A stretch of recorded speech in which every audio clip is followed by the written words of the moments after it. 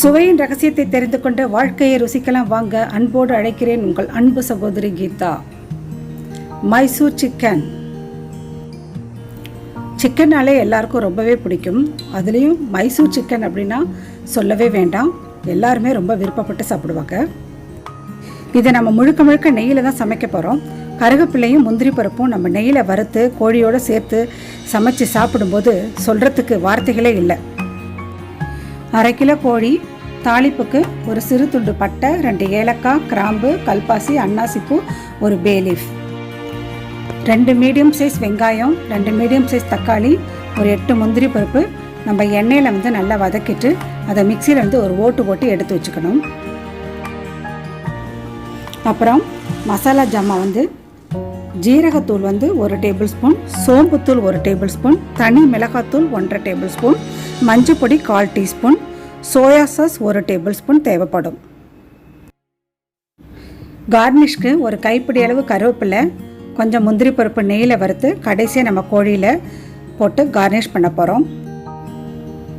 இஞ்சி பூண்டு விழுது 2 டேபிள் ஸ்பூன், ஒரு 3 டேபிள் ஸ்பூன் தயிரும், ஒரு 1/2 டீஸ்பூன் சர்க்கரையும் சேர்த்து நம்ம மிக்சியில் ஒரு ஓட்டு ஓட்டிக்கணும். தயிரை அப்படியே நம்ம சமையலில் பயன்படுத்தக்கூடாது, அப்படியே திரியாக ஆகிடும். இந்த மாதிரி ஒரு மிக்சியில் ஒரு ஓட்டு ஓட்டி எடுத்துக்கோங்க.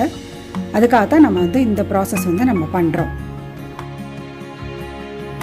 ஒரு வானொலி அடுப்பில் வச்சு கொஞ்சமாக எண்ணெய் போட்டு அந்த 2 வெங்காயம் நறுக்கி வச்சுருந்தோம்ல அதையும் அந்த தக்காளி பழத்தையும் சேர்த்து கொஞ்சம் வதக்கி எடுத்துக்கலாம்.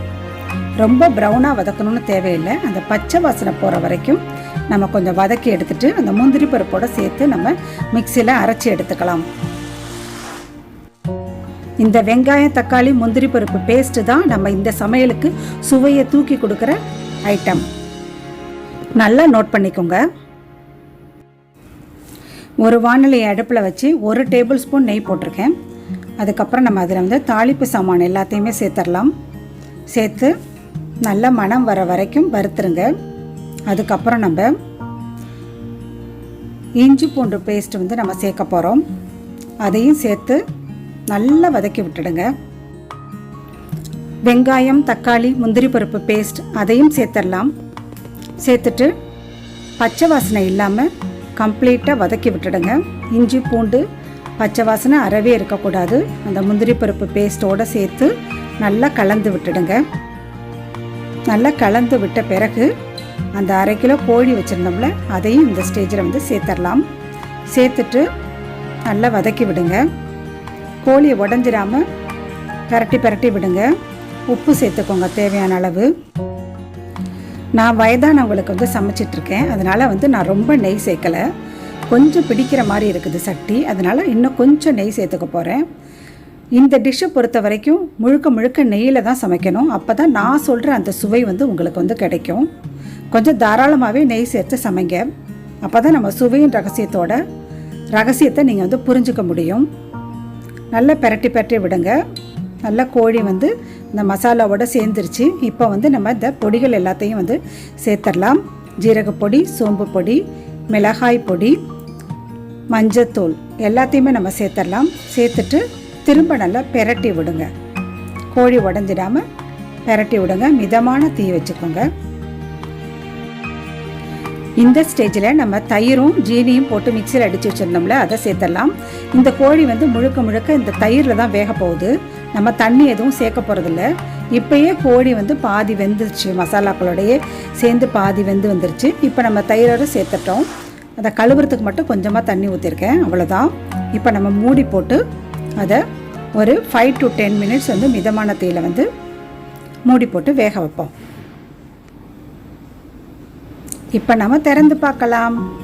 வாவ், நல்ல கோழியெல்லாம் வெந்து எண்ணெயெல்லாம் பிரிஞ்சு வந்திருக்குது. ஆனாலும் நம்ம கொஞ்சம் ட்ரையாக பண்ண போகிறோம். இனிமேல் நம்ம மூடி போட வேண்டியதில்லை. இப்போ சோயா சாஸ் சேர்த்துக்கலாம். இந்த டிஷ்ஷை பொறுத்த வரைக்கும் சோயா சாஸ் ரொம்ப ரொம்ப முக்கியம். கண்டிப்பாக நீங்கள் இந்த மாதிரி கொஞ்சம் ட்ரை ஆன பிறகு கடைசியாக சோயா சாஸ் போட்டு நீங்கள் பரட்டி எடுக்கணும். மிதமான தீயில் வச்சு நல்லா ட்ரை ஆக்கிடுங்க. இந்த டிஷ் கொஞ்சம் ட்ரையாக தான் இருக்கணும்.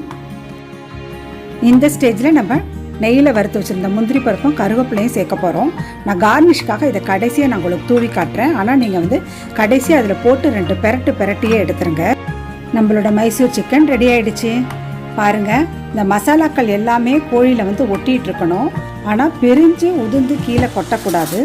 ரொம்ப ட்ரை பண்ணிட்டீங்கன்னா உதிர்ந்து கொட்டிடும், டேஸ்ட் வந்து மாறிடும். இந்த ஸ்டேஜில் வந்து நீங்கள் கரெக்டாக எடுத்துடணும். அந்த மசாலாக்கள் எல்லாமே கோழியில் வந்து ஒட்டி இருக்கணும், ஆனால் உதிர்ந்து கொட்டக்கூடாது.